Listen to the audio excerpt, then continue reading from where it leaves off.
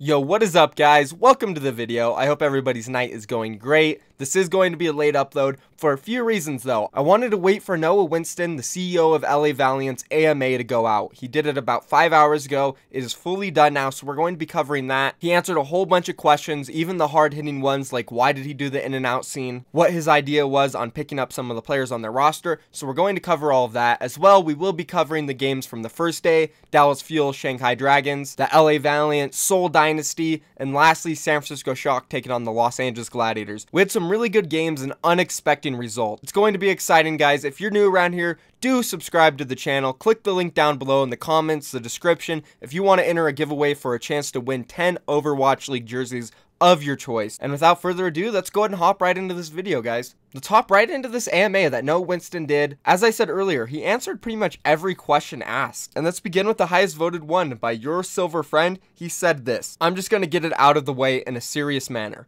Why did you think it was a good idea to include the in and out scene in the last chance? In hindsight, do you regret it? Now that that is out of the way, also, do you plan on playing bench players on specific maps like Finzi on King's Row or something? The in and out scene as it appeared in Inside LA Valiant was somewhat a comedy of errors. The original plan was to take Agilities out to eat to have the conversation. We chose in and out because it's a standard LA Valiant hangout spot near the players' apartments. Unfortunately, it was raining, so we could not shoot outside like we wanted. We were forced into the car to get the scene. There is no doubt the scene didn't come across as attended, but we weren't purposely trying to make it melodramatic. And there's no doubt that I, as a Agilities boss, could have done a better job handling the conversation. The intention of the meeting was to impress upon Agilities the importance of committing his full effort in his shot on the main roster. Even though the team environment wasn't ideal or perfectly set up for his success, I was happy to see him rise to the occasion, impressing the coaching staff with his improvement and determination both in Stage 2 and early parts of Stage 3. For our roster, the overall vision is something fluid, where starting time is determined by whichever player gives the team the best chance to win. I don't believe we yet have a concrete plan of which players will play on certain maps, and at the end of the day, that's a decision that lies with the coaching staff led by Coach Moon, not me. In response, Dan Del Toro asked this question: but do you think maybe having a conversation with a player about his future on the team is something better done off camera entirely? Noah responded, fair question. First, let's talk about our content philosophy. As an organization, we think it's better to show our true face and what's actually going on, and leave the decision about whether they love or hate that in the fans' hands. To end up with a 50-50 love-hate split, rather than everyone generically liking you, is a good thing. We don't just want a bunch of people that like us, we want people that love us. Not just for who we are on the outside, but also the pieces inside the organization that make us who we are. We want a real identity, even if that identity is polarizing and controversial. It's up to players how to represent themselves. They can be generic and everyone likes me type of players if they want, but as an organization, we don't want to tell a watered down story. We want to tell the full picture and let the community decide if they love us or hate us. So there's a balance to strike with transparency. Yes, Agilities is young. Yes, having an important conversation with him about his career on camera isn't an easy situation for him or the organization. It's delicate and can impact the fan base and border community, but most importantly, him. At the same time, concealing that conversation and leaving people to wonder the results of it and what led to it in the first place isn't great. There isn't a solution here that prevents the community from speculating about why things happen. If we didn't have the in and out scene, no one gets to see why we made the decisions we made. Everyone is left in the dark about what happened with Agilities. Why wasn't he on the starting roster in the first place? What was Coach Moon's impact? We try to balance community expectations about transparency and being gentle with how we portray things. Now maybe we got it wrong here. Maybe we didn't do it as well as we could have. That's a reality we have to learn from, but the philosophy that decisions come from is one that leans towards openness rather than opacity. So overall, these are some pretty good responses from Noah. I do like the transparency that the LA Valiant has provided to us. When I look at the LA Valiant, I don't really find myself that frustrated because I do kind of know what is going on inside the organization, and I feel like I can piece things together and understand why the team may be underperforming or why they are making these drastic changes within the team. But then I look at Dallas Fuel and I'm like, man, what is going on exactly? I have no clue because nobody is really open besides when Effect goes on Korean Invin and completely leaks everything the team is doing. So therefore, I am kind of happy with the Inside LA Valiant series that the LA Valiant does. We get to see a side of this this Overwatch League team that we don't get to see with any other. And it's definitely unique, and everything that goes on in this team pretty much goes on with every other Overwatch League team. Almost every single Overwatch League team is struggling internally right now. That's because everyone wants to win, everybody is putting in so much time and effort in order to win, and when things don't work out, it gets extremely frustrating. And everyone on the team wants to find out why they aren't succeeding. What's the problem, or who is the problem? And when players start pointing fingers at each other, it gets really difficult, especially for the coaching staff, because now they don't only have to focus on why they aren't winning, they have to focus on building these relationships back up and helping these players trust each other. We saw exactly this in the LA Valiant series between many of their players, and we also heard leaks coming out from Boston Uprising. They were going through stuff internally, and it's just not these teams, guys. Almost every single one of them will go through this eventually. So the fact that we are being allowed by the Los Angeles Valiant to see these things is really cool in my opinion. Sure, again, as I've mentioned in other videos, the in and out talk probably shouldn't have happened, or at least gone down in the way it did. And Noah himself, he said it in the post, he could have handled it in a different way, which we all know he could have and should have. But hey, if he didn't, we wouldn't have this beautiful in and out meme that we do have, and I thank Noah Winston for that. The LA Valiant, keep doing your series. The LA Valiant are staying true to who they are and what their vision is, and I completely respect that. Here was a question I really liked. This one was asked by Spider-Man APV. He said, what's the strategy with a 12-man roster? Obviously, you're looking to have internal scrims and such things, but can you reveal perhaps what you're looking for in terms of subs? Is there a set list of starters and the others are there for when starters can't play? Are you developing different strategies with different team compositions? Something else, can you even say? Noah responded saying this. We've been clear on this in our messaging, but just in case, for us having a 12-man roster is really important because it does a lot of things for the team environment. First, it creates a measure of internal competition. For example, Fate and Numlocked, same role, similar heroes. Either could play depending on who is best for the team. Right now, Fate is putting in a ton of work. He has a great impact on the team environment, he is a vocal player, and one of the best tanks in the league. But if he were on the roster alone and he goes through a slump, we'd be in a tough position. We wouldn't have a measure of internal competition to make sure Fate stays on top in this game. Having redundancy in every role is an important way to make sure players continue to give it their all. And if they feel they are too stressed, tired, or unable to commit time, motivation, energy necessary for an Overwatch League caliber player, we have someone else in that position ready to step in. Also, it lets us do internal scrims, which is super important and helpful. It allows us to test specific strats and strategies in specific situations without revealing those strats to opponents. When you scrim with a particular comp against another team, sometimes that can link and other teams find out, even if you didn't scrim those teams. If we want to be top secret about a strategy with a specific comp, map, and setup, we can do that via internal scrims, and that's one of the main benefits of a 12-man roster. So this is really good insight. We haven't heard much information about these 12-man rosters and how exactly they want to use them, especially for the LA Valiant since they did have really big rosters in the past two stages, but we didn't really get to see any of the subs play at all, so I think this was an important question to ask. He made it very clear that it's important to have backups in place of your starters, even if they're not as good as the starters. It will keep the starters in a position where they're humble and they want to stay hungry so they can keep improving. As well as that, he said it's very nice to do internal scrims. You can keep strategies and strats away from other teams. By the way, strategies and strats, aren't they the same thing? A little confused there. But yeah, it's very important to be able to test things out internally without exposing it to other teams, regardless if you're playing that team soon or not. Because if you end up finding a gold mine, then the other team is going to see it, then they're going to start using it, they're going to use it against other teams, and then it's all over the entire league and everybody knows it.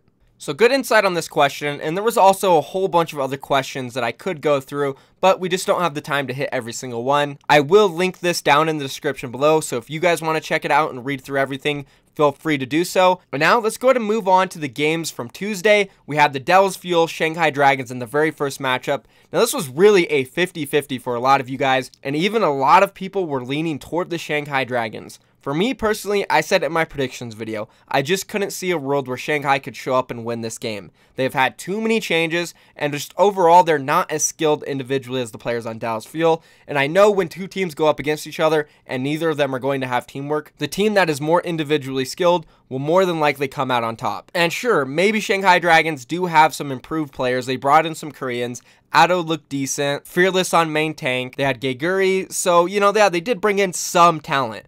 But with the rest of the roster, nobody really was talented in stage 1 or 2 besides Dia and Undead, and they weren't going to be there. We're also looking at the massive language barrier that the Shanghai Dragons were going to have coming into this, half a Chinese roster, then half a Korean roster. It's not like their teamwork and communication was going to be good. Then we look at the Dallas Fuel, they all speak English, and there's some really talented players. We look at Effect, Unco, AKM, Seagull, even Harry Hook. They're all individually really good, especially considering I thought Rascal was going to be able to play. Of course, he's one of the most talented players in the entire league. So for me, it was a shoo-in when I made my prediction. I got a little bit scared when Rascal was announced to be in Korea and not playing, but I stuck with my guns. I figured AKM, he'll come in, he'll carry hard on the Soldier, and Effect, I knew he was going to pop off. He's going up against the Shanghai Dragons, and really, he looked like he was possessed in this game. Starting off from the very first moment we seen him in the walkout, the guy was super ultra focused. He was ready to destroy the Shanghai Dragons, and he did just that. Let's go ahead and take a look at these statistics here. So Dallas Fuel versus Shanghai Dragons, Effect, he went 70 kills and only 22 deaths, plus 48. And those are just kills, guys. Imagine the amount of eliminations he had. What an incredible individual performance. I know it was against the Shanghai Dragons, the weakest team in the league, but still, I think this is the best individual performance anybody is putting up. The only thing that worries me and maybe disappoints me a little bit is that this is the same mentality Effect used in this game that he's been using all season long. I need to go into this match, I need to hard carry my team, you know, I can't rely on them that much. I got to do everything, put them on my back. And yeah, you can do that against the Shanghai Dragons, Effect, but the problem is you can't really do it against any other Overwatch League team in the game. So what are you going to do in your next matches? How are you guys going to start improving? This solo dolo mission going in trying to do it all yourself will never work out, Effect. It won't. And this really brings up the question for me, like, how reliable is Effect as a player? He really does just seem to be a loose cannon right now, seriously. He is still the only consistent player on this team that after every match goes on Twitter, says some spicy information, and is also consistently going on his stream, saying bad stuff about his team, his teammates. I mean, seriously, who says to the public that my team is going to be cancer this stage? That is honestly ridiculous. How can you say that about your own team? I really don't think Effect has the right mentality for an Overwatch League player right now. Sure, he is so talented, individually one of the best tracers in the world to ever touch the game even.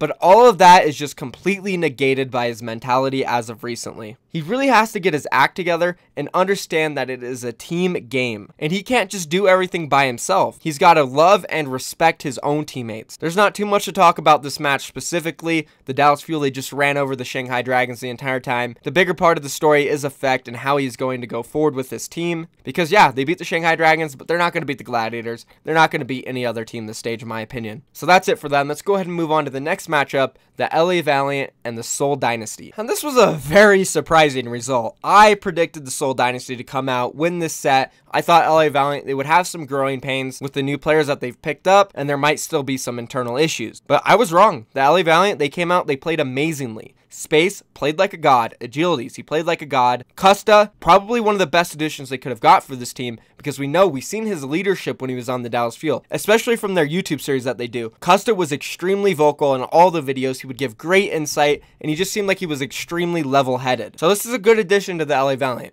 But still, despite all of that, how could we see them coming out and 4-0ing the Seoul Dynasty? I can't comprehend it. Seoul Dynasty historically has played very good at the beginning of every single stage, basically wiping everybody out till week 4-ish, week 5-ish, and that's when they would start slumping. So the 4-0 was very unexpected.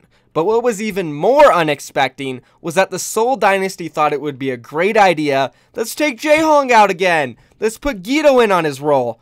Oh my god, didn't we go through this at the end of stage 1, guys? Why are you playing Guido on flex support? Why is he playing Zenyatta instead of Jaehong?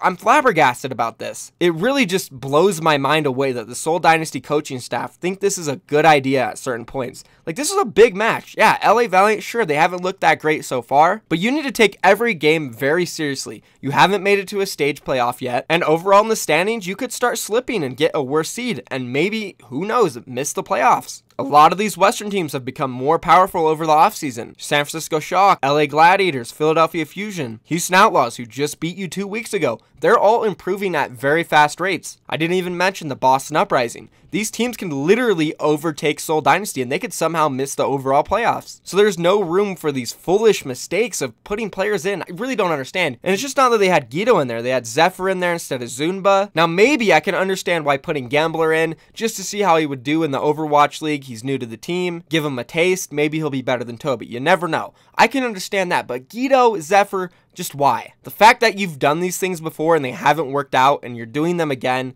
it's mind-blowing. It really is. And it brings up the question that a lot of people have been asking. Are the Seoul Dynasty actually throwing games or sandbagging on purpose? Which honestly makes zero sense at all. Why on earth would they do that? But I know, I can understand and look at the situation and think, wow, like they could be throwing somehow. Like that crosses my mind. I understand some people's thought process when they bring that up. But still, it's so absolutely ridiculous. There's no reason for them to throw games. None at all. Now, this set was just absolutely brutal. This was the worst set Seoul Dynasty have had. They got first held on 2 maps, 2-0'd on Nepal. The only one that was even somewhat close was Numbani. Like, these guys got smacked. And yeah, I'm furious with the Seoul Dynasty. Why would they run this roster? And what makes me the most irritated about them is why on earth, after 2 maps going down 0-2, would you keep this roster in? Why do you play the same 6 players throughout the entire set? You're going into Nepal, down 0-2, running your roster that many wouldn't consider that good.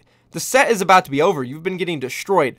Why not put in some different players? Okay, after Nepal, down 0-3. There's 1 more map left. Let's try to get this last map. Throw in your main roster. Throw in the roster that many people trust and that have proved they can win a lot of games, even against some of the best teams in the league. I really don't get it. What are they thinking? Why run this roster for all 4 maps? It's crazy. But, alright, let's stop talking about the Seoul Dynasty. Clearly, I'm upset with them. Let's move on to the LA Valiant and talk about how surprisingly well they played. First, to start off with Space, who made his debut in the Overwatch League. He just turned 18, guys. This is his first time ever being on a stage like this. And he played absolutely out of his mind. And what from Noah Winston said in their AMA, he is a very communicative player and a positive player. When stuff goes south and everything's looking bad, who is going to be positive and help keep the spirits up? Space. And it seems like he's a good replacement for Envy, because sure, Envy was an amazing player, but he was fatigued and also maybe a little bit toxic. Sure, he could have been unaware that he was toxic, which he did kind of say in his Twitter post. And sometimes it doesn't matter how good you are. If you're toxic at the slightest, it can really bring a team down. So kudos to Space. I'm not going to say that he's individually more talented than Envy, but he looked great and he does have a lot of potential. I want to see more of him. As for Custa, I already mentioned it. The guy is coming in. He's being looked at as a leader, something that this LA Valiant team might have really needed. Some positive energy, some really level-headed players. So I'm really glad for Custa that he got off the Dallas Fuel. Now he's on a team that he can really have more of an impact on and even go to the playoffs. Now moving on to Agilities, post in and out talk. The guy seems to be doing really good. He's had like 1 bad match out of 5, proving that he really is that player that deserves the starting role. So congrats to him, and overall they looked great. I'm really interested in seeing how Bunny is going to be integrated into this team,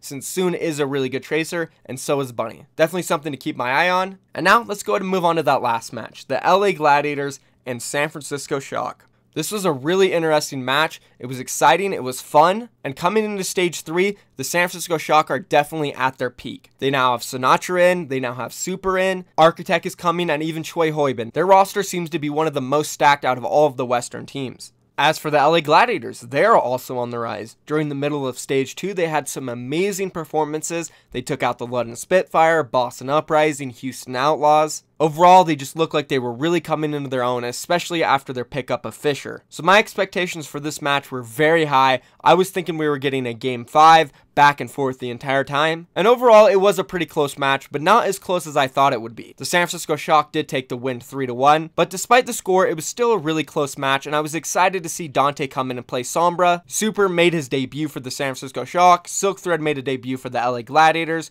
Sinatra, he's still new to the league, so it was fun watching him. And actually, Sinatra had an amazing game. And the first map, Volskaya, was very interesting, because we did see the San Francisco Shock favor the Sombra strategy. As for the LA Gladiators, it seemed like they really wanted to counter the Sombra strategy. They ran Silk Thread on McCree to do this. He really sat in the back line, played very patiently, waited for Dante to come in, and every chance he got, he hit him with that flashbang. And I do think this was a main reason why the LA Gladiators were able to pick up this map. They had better attacks throughout, and they went up in the series 1-0. But then we moved on to Numbani, another map that is very good for Sombra, underrated in my opinion, and Dante, Sinatra, they really worked together well on this map. They were destroying the backline of the LA Gladiators. Super was also incredible, the space he created for those DPS players. It was huge, and something that we really didn't get to see out of Nomi, because he was much more of a passive player. He was the type to really wait for opportunities to come to him, rather than make opportunities for himself and his team. And now with Super in, I think it's a major game changer for the San Francisco Shock, because like I said, he's not not going to wait for those opportunities to come to him. He is going to try to force them. And that's something we often see from some of the best tanks in the league. Fisher, Gesture, Mano, they'll go in, they will force space, but at the same time, they will also find ways to survive and get out, which is exactly what Super did. He got in there, he disrupted the backline, he disrupted the front line, and he would still find a way to get kills and get out at the same time. So huge props to him. I think he played very well in his debut, and I could really see San Francisco climbing up in the ranks and becoming one of the best Western teams with their new additions. And we haven't even seen Architect yet. So it's very exciting to see the direction the San Francisco Shock are heading in. We then moved on to Ilios, and this map wasn't really that close at all. We saw Dante, Sinatra, Super. They continued what they did on Numbani. They picked apart the LA Gladiators, played a very aggressive style, and it worked out very well, putting them up 2-1 in the series. The last map was Junkertown. We saw Baby Bay come in for Sinatra, and it was somewhat close, but the San Francisco Shock, they always looked like they were a step ahead. Super not only looked good on the Winston throughout the set, he also looked good on the resale on this map. Now for the LA Gladiators, I want to talk about them a little bit, and Silk Thread, Hydration, that situation. I don't know why Silk Thread was in for most of the set over Hydration when they needed a projectile player. Yeah, Silk Thread's good. He can cover that role. But I do think Hydration has been a much more consistent performer throughout the league and somebody over the past stage who has really started playing very well. So in my opinion, I probably would have liked to have seen Hydration in more. Maybe there's some reason behind the scenes, Hydration needed a break or sick, something that we don't know. Or maybe even Silk Thread was just playing like an absolute god in their past scrims. It's definitely something to think about, and going into their next set, I'm definitely interested in seeing who they want to play. Overall though, like I said, this was an exciting match, seeing all the new players, their performances. And congrats to the San Francisco Shock. They're really improving. This is kind of what everybody has been waiting for. Their new players are here, and they're doing great. And that's it for this video, guys. Thank you for watching. If you're new around here, don't forget to subscribe, enter the giveaway, like the video, and I'm out of here, guys. Peace.